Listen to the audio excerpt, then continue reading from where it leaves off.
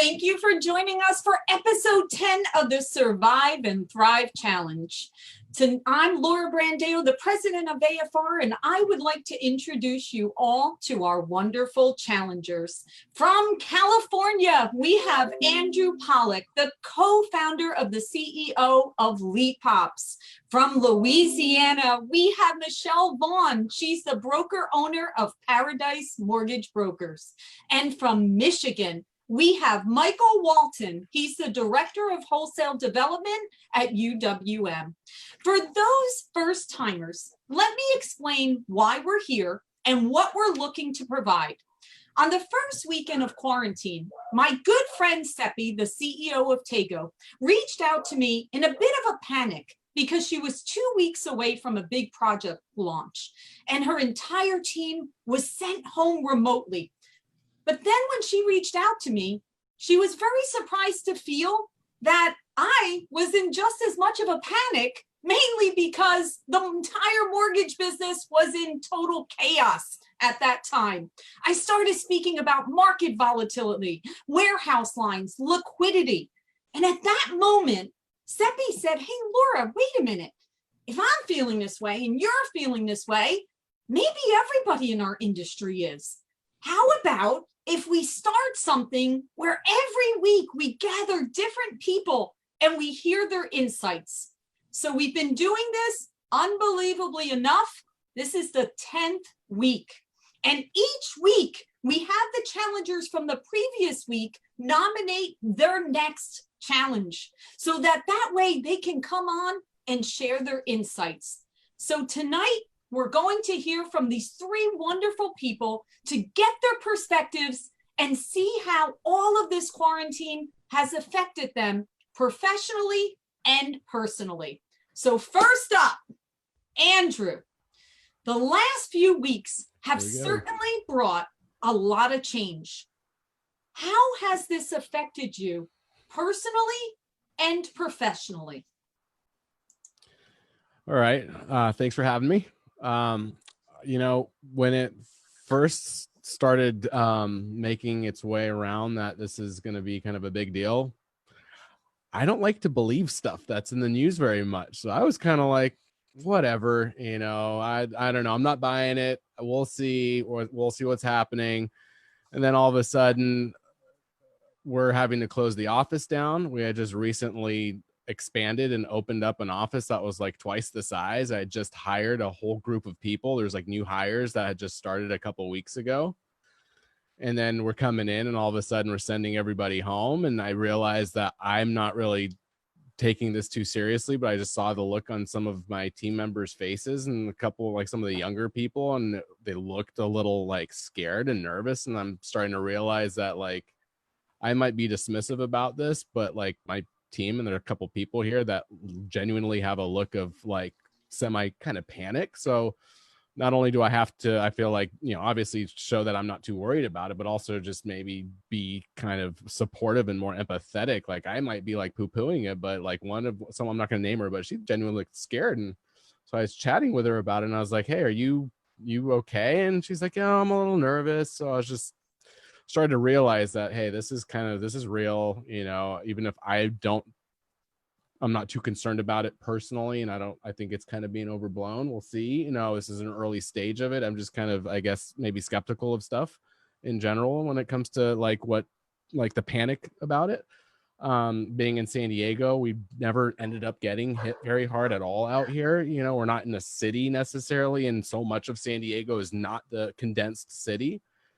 So it was just, be understanding of it, the fact that this is affecting a lot of people, the industry. We'll see what happens. Don't trip, because I try to be stoic about it and not get too caught up in anything. I've learned, because I used to have these really high highs about things that were exciting and really low lows about things that were not so great. And I just have kind of learned over the years to keep an even keel. So I try to be that way about this. I was in the mortgage industry in 2009, 2008, when things really hit the fan back then. So having gone through that, I was a little bit more prepared for like, okay, things do start to kind of, go sideways. There's some different things, different pivots, different different ways we can support our clients. We just need to be nimble and think of like, where are things going? Like skate to where the puck is going. Look at how we can proactively maybe create some ad type solutions, marketing solutions for clients that'll cater to maybe new opportunities that are popping up, because they are. Our team is already doing remote Fridays. Okay. And that's been something we do. So all of a sudden it was, hey, it's a perk. We're always like, you work from home Fridays. Everyone's got a station set up. So it was really, don't come back in on Monday, just keep working from home. And I know it's kind of sounds cliche, but I've got such an awesome team.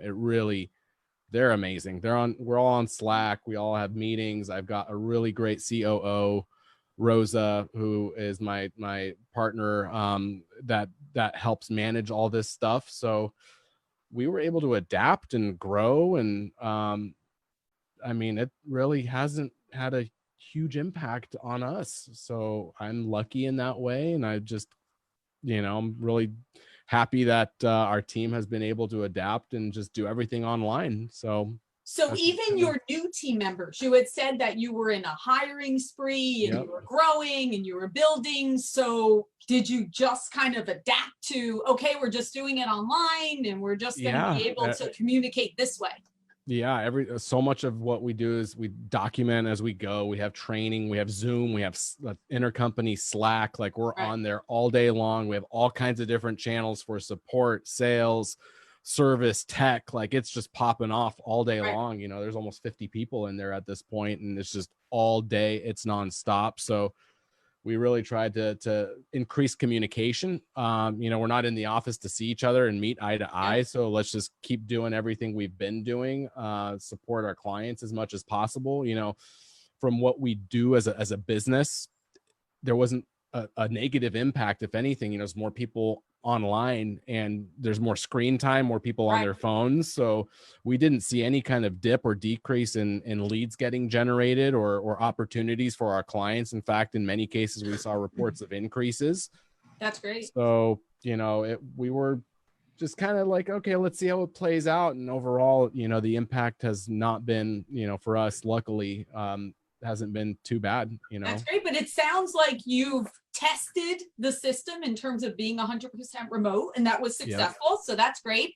You also were able to integrate new team members and effectively be able to train. So that sounds awesome, right? And come up with how to service the clients. Now, the next question I'm curious about is, I know you also have a little one at home. So how about the dynamic of personal life with dealing with these changes? Yep. And so then I'm just lucky all around. I've got an amazing wife, and she's done most of the heavy lifting there. She's home 4 days a week with we have a 20-month-old baby girl. She's home. I started working home on Fridays, which that's been an impact on me. It's just that one day not being able to focus the way I would at the office all day. Right. That's tough. There's a little bit of that feeling like I'm falling behind. So just trying to work later after the baby goes to sleep, starting earlier, which I already start early, but trying to make up for that time lost on Fridays has been tough. But she's been holding it down. I owe my wife quite a bit after this is all said and done, because she works full time too. She's a sales and marketing director at a big global company, and she's they didn't close down their operation. So she's working from home and she's juggling managing a 20-month-old baby 4 days a week. So Andrew, I think a trip to Arizona might just do. I think she deserves that, right, Michael and Michelle? I think a trip to Arizona might really do the trick for her. So like we were talking, she says she wants some normalcy. So we're driving to Scottsdale so we can go out to dinner and go stay at a hotel, because San Diego is still closed down apparently. And she's like, I need normal. I've been locked in the house for 10 weeks. We need to go somewhere. So she got a nice hotel, and we're going next week, and we're making a 5-hour drive to go out to dinner, but we're staying a couple nights at least. So that'll be pretty awesome to have some sort of normalcy, because it is just, at home, you go home and we walk in circles around our neighborhood, and It could be a lot worse, right? That's part of it, Andrew. I mean, I think that's one of the things that all of us can relate to, is that just that little glimmer of, oh my goodness, the thought of going somewhere and having that one moment of normalcy, it really does help us. So we wish you guys lots of fun in Scottsdale. It's one of my favorite places. So, yes. Absolutely. All right, Michelle. Yes, you enjoy it too. So Michelle, all right, here we go. We all know absolute craziness breaks out in the mortgage business. We know what March brings. On top of all of this business, now you've got quarantine, pandemic, you've got all of this coming at you. I know, tell us, how does this affect you personally, professionally? What happens during that time? So it's actually funny because personally, my life hasn't changed that much, with the exception of so I've always worked from home and I homeschool. So, that's how I kind of always was like on the lead of Zoom calls and being on social media and staying in front, because that's how I built my business. I was a single mom for a very long time, and I chose to homeschool my kids after middle school, and I pay for that. I'm not like Superwoman. They have like curriculum and teachers and stuff. But anyway, so we kind of already had that.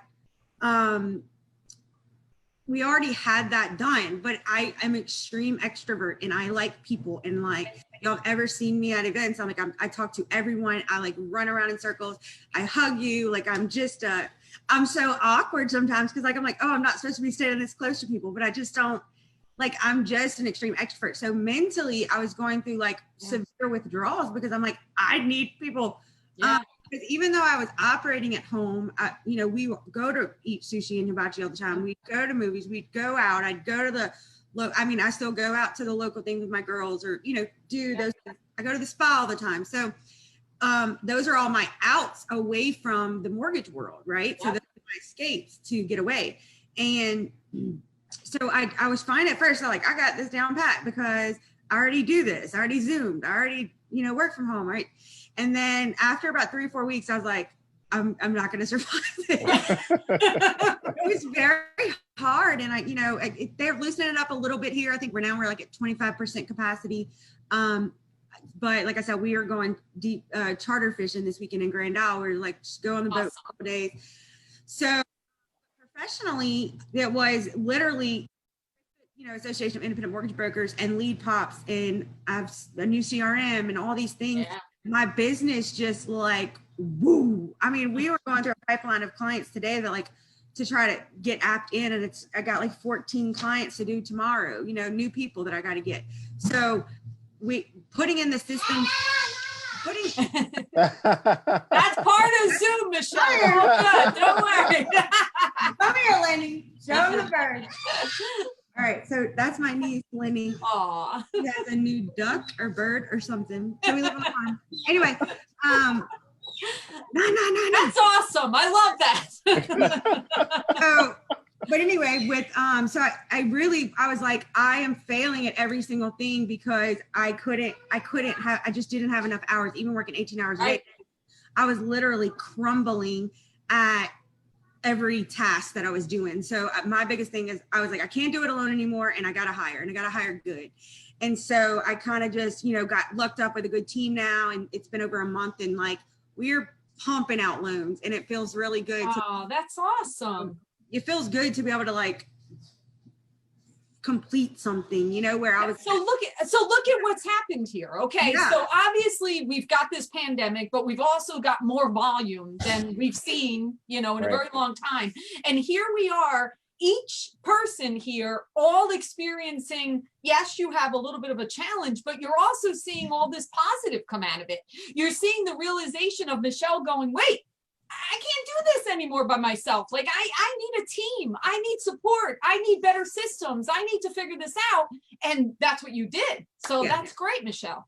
Yeah, it's been very successful. And so all the things that we were implementing, my company tries to follow AIM's advice on everything. So we use AIM lenders, we use AIM vendors. And so that's really been helpful to our success. So I get calls from brokers all the time, and I'm like, follow Aim's advice. It's really simple.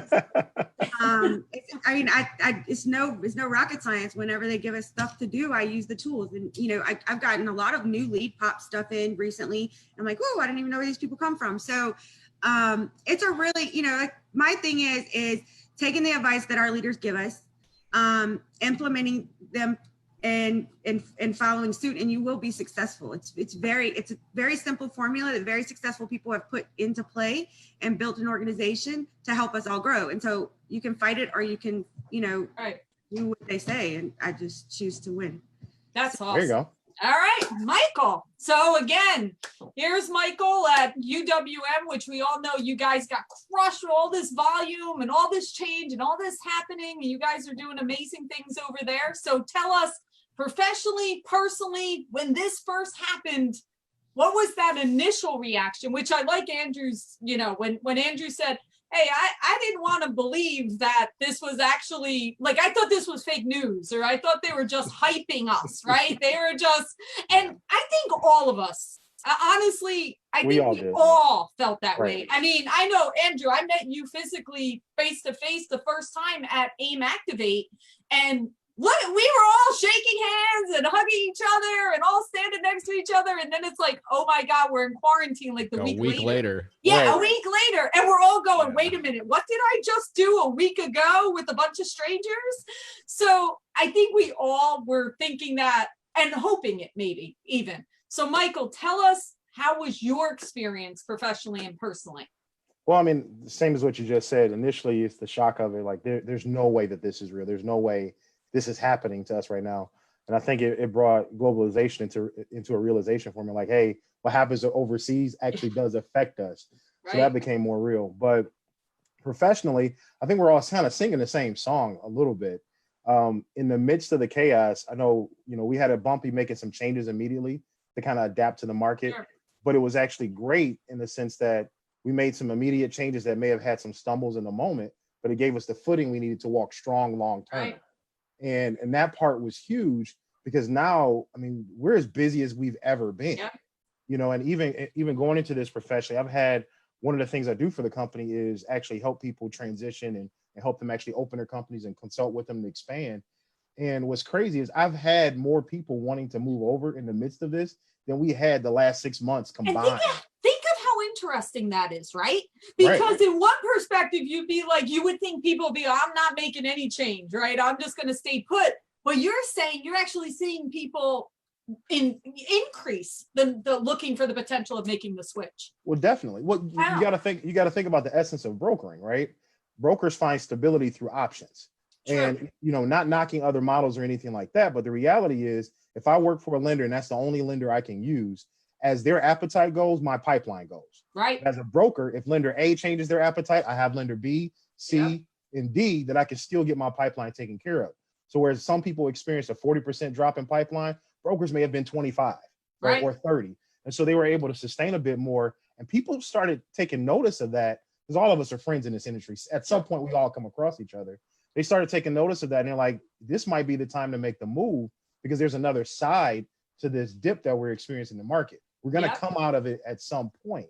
And then there were some other trends in there that people started seeing in these conversations where property values didn't go down the way that they did when we went through the downturn before. Wait a minute, they're even in the midst of all of this chaos. Don't get me wrong. It's crazy. Pulling hair out, I got more gray hair in a couple weeks I did the last few years of my life. And it's still this thread in there that says something's different about this. It is. And I think that's what people saw. And that's what started drawing her. So professionally, it's been phenomenal, right? We got through those things. You make the communication for the changes you make. We've been growing.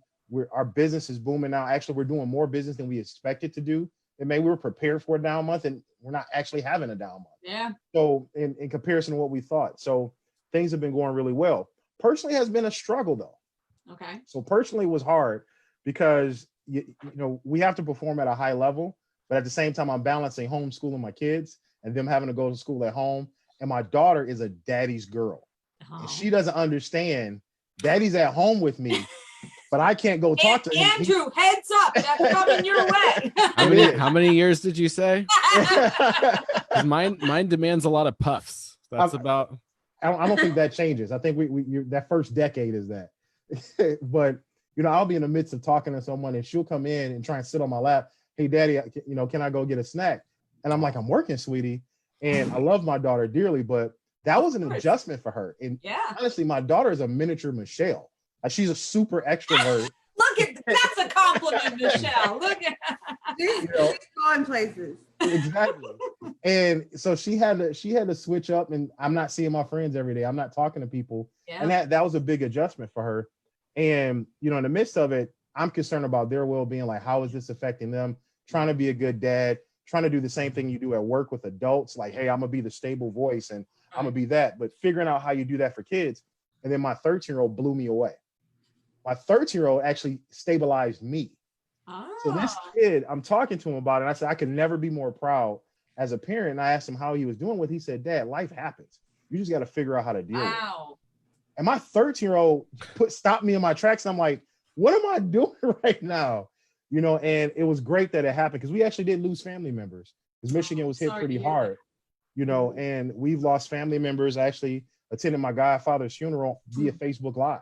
That's awful. So we dealt with that, but what kept us strong, my kids actually are the reason that I kept strong, because they always had this positive outlook. I've yet to see a day they haven't had a smile on their face, and I've yet to see a day that they haven't been looking toward the future saying, look at what I'm going to do. And I started adapting that same thing. Like, hey, it's easy in the midst of a pandemic and a very heavy situation for you to focus on everything you're feeling right now.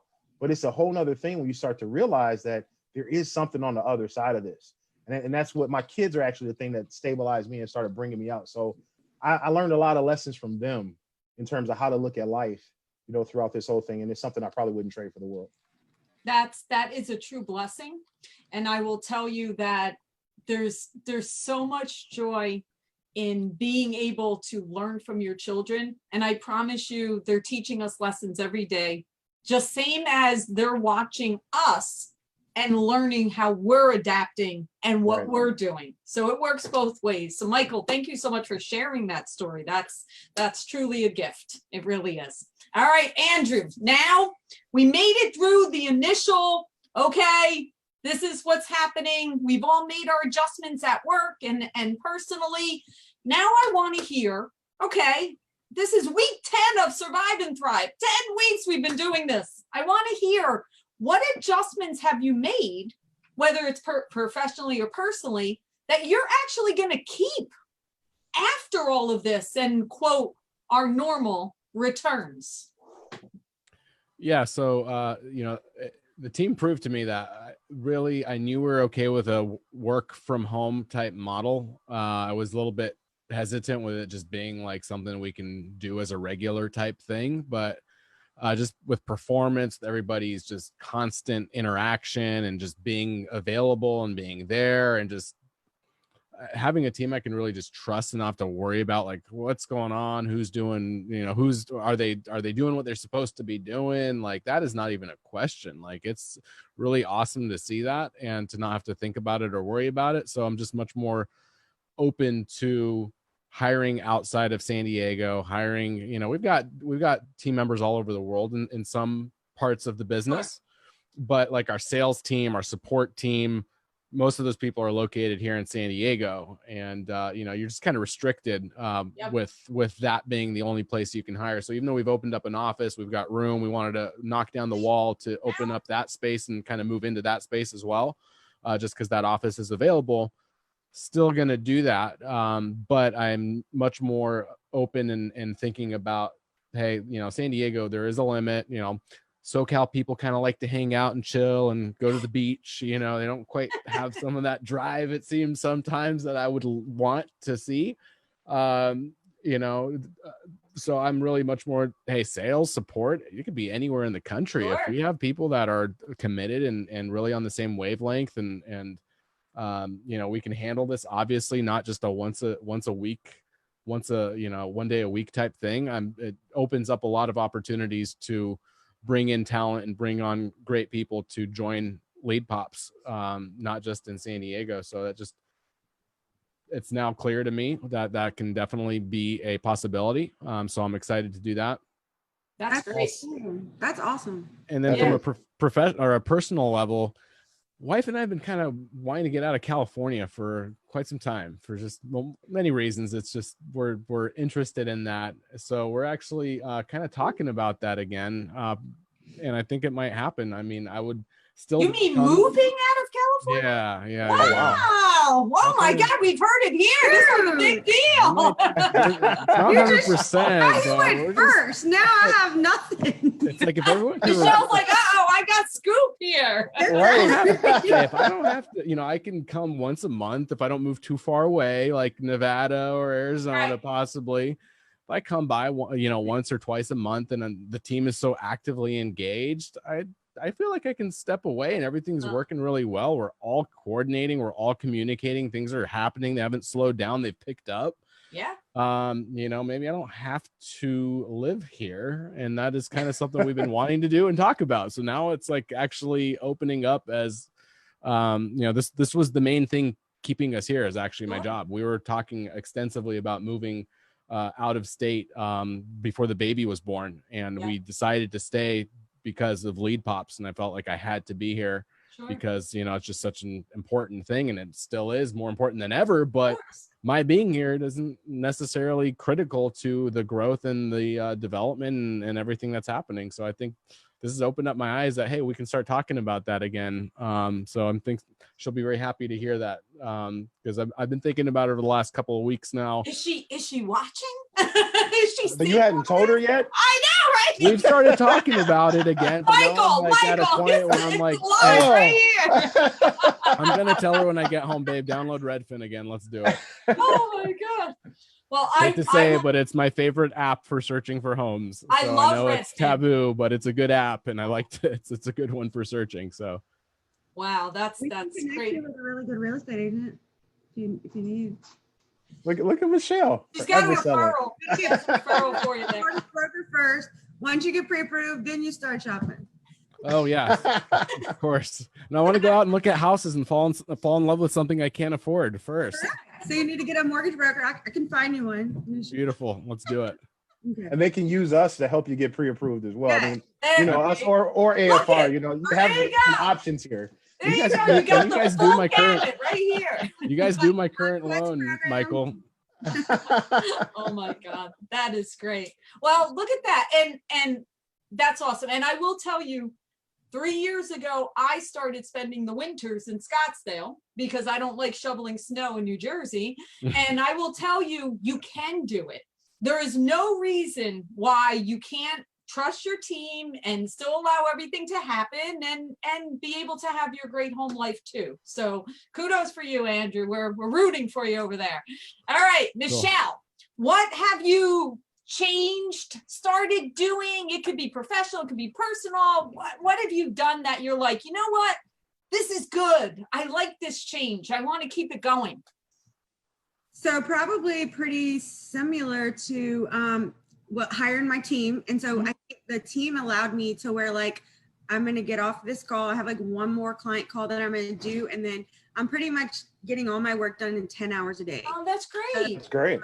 It's really like helped me, where I'm actually more proficient than working 18 hours a day because Everybody is. So I'm working 10 hours a day and like scheduling a life outside of the mortgage business. That's great. First time is where that's again with our weekend trip. I'm just trying to make sure, I love what I do. Even if you like put me out in a thing, I'm like trying to refinance people at 11 o'clock at a Tiger Tavern. You know what I mean? So, but like it's in my blood and I love it.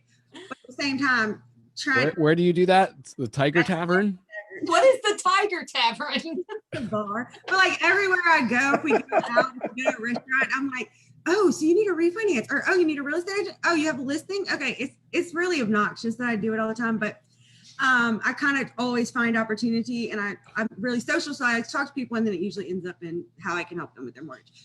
So, but with that being said, I'm trying to get back to where I have a personal life. I'm able to go on the weekends. I'm able to turn the phone off on to go on a trip. That's great. Just disconnect, because I think that's really, really important. And then, so I really think COVID did that for me, because I kind of got like, I was like, I can't do this all the time, And then of course, just my other thing is I'm hiring more people. So just hire.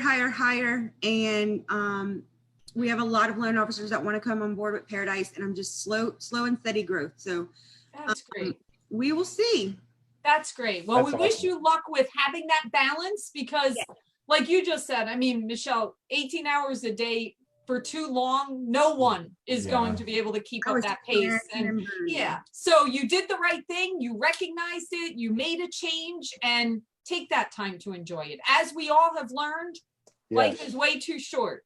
And we all love the mortgage business, and we all will always love the mortgage business and be there to help everybody.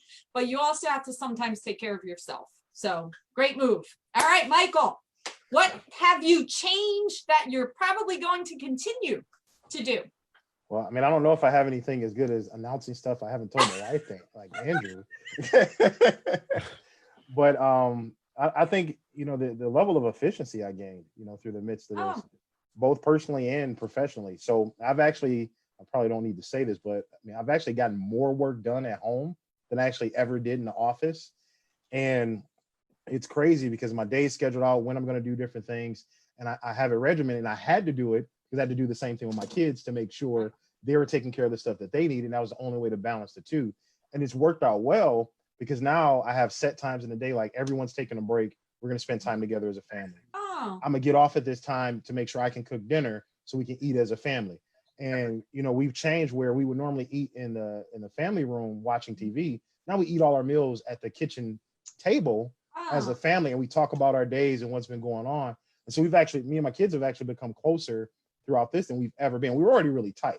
But, you know, now, I mean, my kids will never get away with the 6 feet rule. Like, I can't sit anywhere without my gigantic 13-year-old sitting and laying on me, and then my little girl sitting on my lap. When I say gigantic, the kid's 6 feet at 13. Wow, at 13. You know, wow. He wears a size 14 shoe, so he's a giant. but with that, you know, we've become very, very close in the midst of all this. And so that part I don't want to take away. The efficiency in terms of being able to prioritize better, knowing what to work on when. I think that's helped to take my career to another level, just getting so much better at that. Right. And then the thing with personally what's changed is I'm finding, you know, one of the things you struggle with as a parent, especially a parent who has a high demanding job like all of us do, you struggle, like, am I giving my kids enough time? Yep. Right. And it's always a balance and Andrew, it's going to be a balance you fight with for a long time, because you're going to go through ages where they need you more than they need at other ages. My son's getting ready to go to high school in the fall. Yeah. The talk has been going on, preparation for him going into high school, and you want to be there for it. But then I figured out it's quality more so than quantity. Yeah. And so, like, we'll get up in the morning and just spend time working out together as a family. Nice. We have bonded and talked about so many things by us working out as a family. It's ridiculous. And we're going to continue on doing it because whether the workout's a half an hour or if it's a quick one, it's 15 minutes, we got that time together, and it feels like we spent so much more because it's so quality. And that's how I'm going to be able to balance moving forward. So I don't want to let go of those things, and really leveraging technology the way that we have. I mean, we're a heavy tech company, but we tend to shy away from it in our personal lives. So, you know, I have 2 elderly parents that I kind of have to monitor and make sure they're okay. Well, now I need to get my dad, he's in a nursing home. I get him set up on some things. I can visit him even more because of Zoom. Like, now that we've been communicating through this stuff, now there are ways my brother and I have been staying in more communication. My family's actually gotten closer, which is crazy. You know, we could have done all this before. This drew us closer. So those are some of the major bullets that I want to take with me, is that let's not lose, you know, those parts of our humanity we gained in the midst of this, and make sure we're holding on to it and remembering how important they are. Well, that is very profound. I kind of feel like we all just went to church. Like, that was almost like an amen moment there. That was beautiful, Michael. That was absolutely beautiful. I hope everyone took that as much to heart as I do. And you know, it's funny, a lot of times the whole work-life balance always comes up in the mortgage business, right? I mean, we've all been, you know, this whole work-life balance. And I always like to say that from the one that my kids are grown and they survived being raised through the mortgage business, I promise you they'll turn out okay. They'll all be okay. But those moments that you just said, the workouts, the dinners, the drives in the car, the just sitting, that is the most important and most precious thing. And they will remember, and they will take it into their adulthoods and beyond because of those moments. So thank you for sharing that. All right. We have come to the time when you guys actually nominate episode 11, who will be here next week. So at this time, we would like to hear who you're nominating. So Andrew, who is going to replace you next week? Good friend, client, mortgage broker, Scott Shang, findmywayhome.com, Buywise Mortgage, great all-around guy, really great advocate for the mortgage broker community. And then also in the midst of all this kind of chaos, he launched a website called the forbearancereport.com that is just for someone to be able to spin something like that up in just a matter of a couple days that has been so helpful, I think, just for consumers, while all this kind of misinformation and people are jumping to making decisions that might have a negative impact on them for a long time to come, and creating a resource for mortgage professionals, for real estate agents, for consumers. He created this website, keeps building on it. He's just a good all-around guy, very smart, great content creator, great marketer. And he was able to take this kind of crisis, and create something that is having an impact that I think has been a pretty big deal for someone to be able to spin something like that up so quickly. So I think he can speak to just recognizing and seeing an opportunity, because it's something that no doubt has I think been good for his business in a way, that he was able to create that. But there's also, it's definitely altruistic in that there's a real genuine concern about the community and consumers, and creating something for them to help them with this deferment and payments and forbearance and all that kind of stuff. So I think he'd be really great to speak to about why he created it, what kind of thought process went into it, and just doing something I think in the midst of all this kind of spontaneously in a way that is kind of, I think, is going to have a lasting impact. So oh, that's amazing. I can't wait to hear all about that. That's fantastic. All right, Michelle, who are you nominating? I want to pick Karina Carter. Oh, Karina, that's awesome. Oh, I can't wait to hear how all of this is impacting her and hear all about it. That's fantastic. I haven't connected with her in a bit, and I'm thinking that's who I want to hear from. That would be awesome. Fantastic. Can't wait. All right, Michael. Melinda Yerkes. She actually operates One Rose Consulting. She helps with compliance. She also helps with processing. Cool. And she's a phenomenal person. She's always great to work with. She's doing some innovative things in terms of supporting brokers and how to set them up for compliance and make it easier for them, Great. As well as helping them with their efficiency. So she's a phenomenal human. So you'll just love meeting her. She's sweet as pie. Wonderful. Well, you guys have been awesome. I mean, this was like groundbreaking here. We had announcements and all kinds of things happening. So this was awesome. You guys were amazing. Thank you so much for sharing your perspectives, your insights, and sharing a little piece of you. We truly appreciate you being here, and we wish you well, be safe, and all the best. Take care, everybody. Take care. Yes.